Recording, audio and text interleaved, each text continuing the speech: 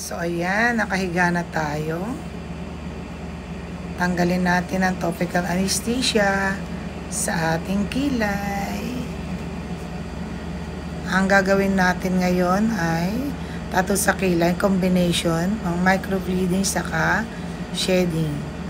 So, ayan, nagsusukat na tayo. Sukat natin para alam natin paano pantay yung gagawin sa atin. Ayan po. Ayan po, boss. Andiyan lang sa may bed.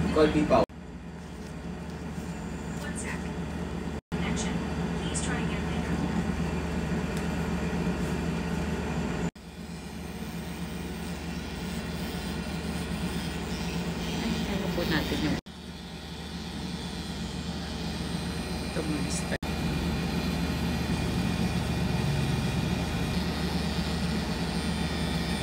Lang po mo. Wala, parang wala lang.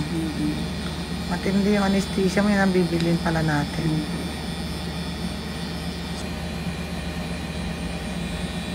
Hindi ka na nag-ano.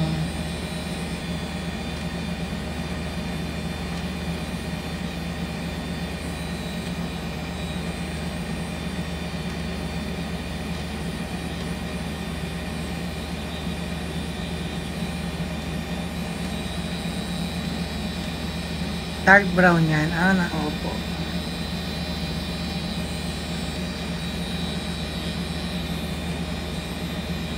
Matagal ang gagamitin. Laki. Opo.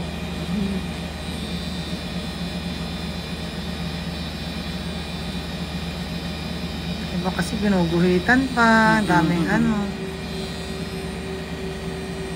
Tapos yung iba ayaw nilang gawin pag hindi sa kanila ginawa.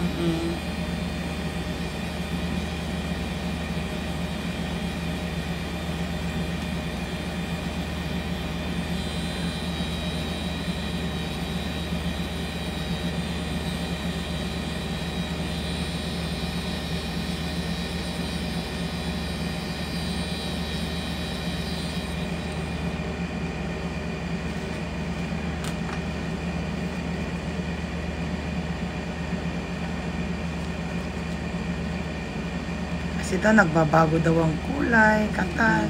Sabi nila kapag hindi daw sa kanila galing. Sabi. Dami mga M.A.H.S. lang nga nila, grabe. Ay, isang ganun lang. Nire-ready pa lang yan, diba? Opo. Ano po yung anesthesia?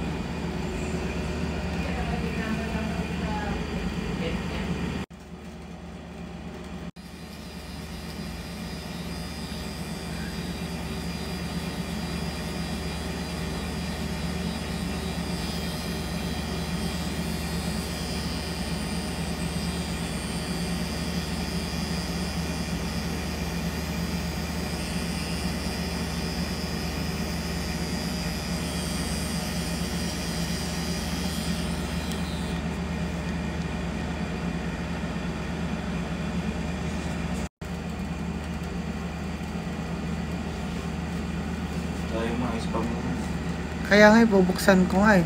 Siya nang anoin ko ng ano eh. Ha? Sakit ng ulo.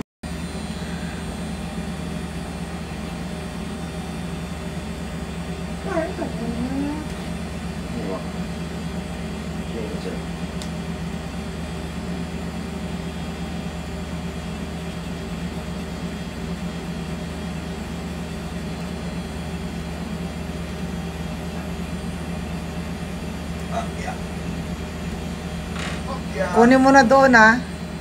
Dali mo na dito. Andun sa ibabaw ng lamesa ko.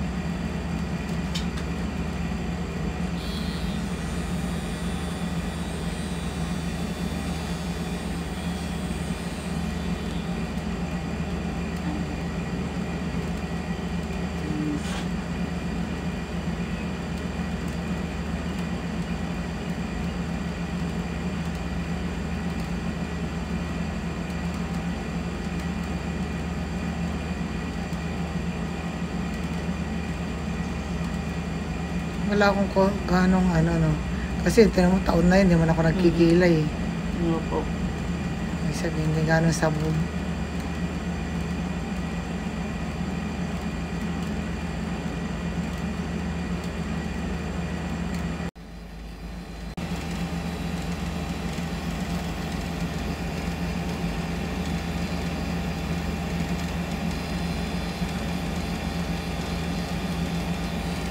At tolerate ko yung sakit.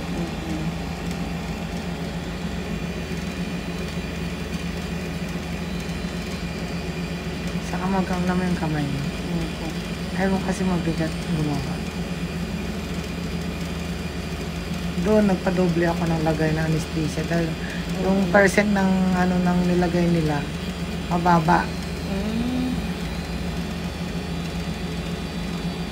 Magpapatanggal ako ng wart sa'yo pag bumalik. Sa bagay. Pero, yun yung may mga, yung kala mo tagya, pag lumabas na pinikir mo, mahaba, Opo. yun yung kolesterol.